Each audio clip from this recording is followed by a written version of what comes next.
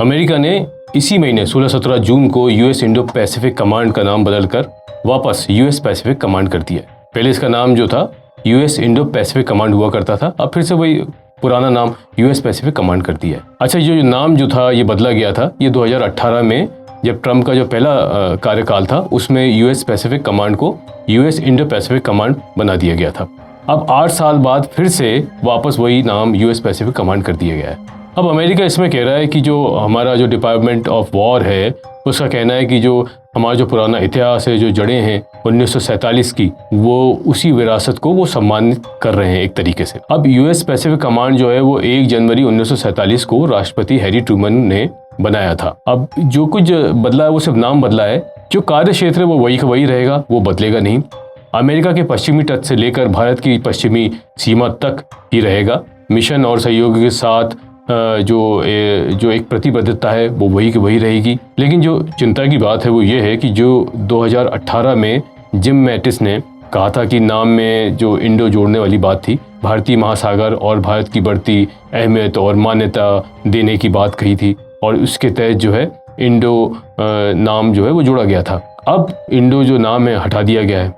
अब इस पे जो कांग्रेस के जो सांसद है शशि थरूर, उन्होंने एक कमेंट कर दिया है कि क्वाड के ताबूत पे ये एक और कील, जैसा कि ये बात हो ही रही है काफ़ी दिनों से कि क्वाड को किस तरीके से ख़त्म करने की कोशिश कर रहा है अमेरिका, तो उन्होंने यही बात कही कि एक आखिरी कील। अब इसमें अमेरिका की जो सफाई है वो ये है कि पेंटागन ने इसके लिए सफाई दी है कि सिर्फ नाम बदला गया है, जिम्मेदारी वही की वही रहेंगी, इसमें कुछ भी कोई बदलाव नहीं होगा।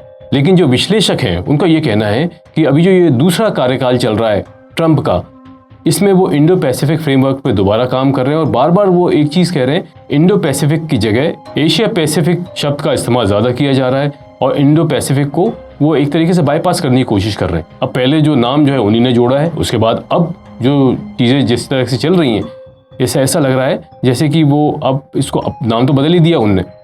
अब विवाद ये भी है, दूसरा विवाद जो है, जो यूएस पैसिफिक कमांड जो है उसकी वेबसाइट पर भारत का नक्शा भी गलत दिखाया जा रहा है।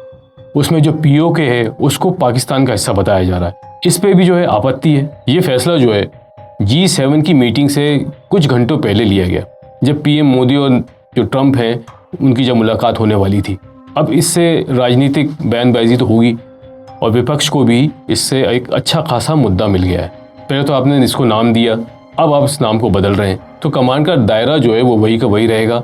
सैन्य सहयोग भारत के साथ है वो फिलहाल वही का वही रहेगा। मैं राकेश ठाकुर, मुखोटा एक्सपोज से।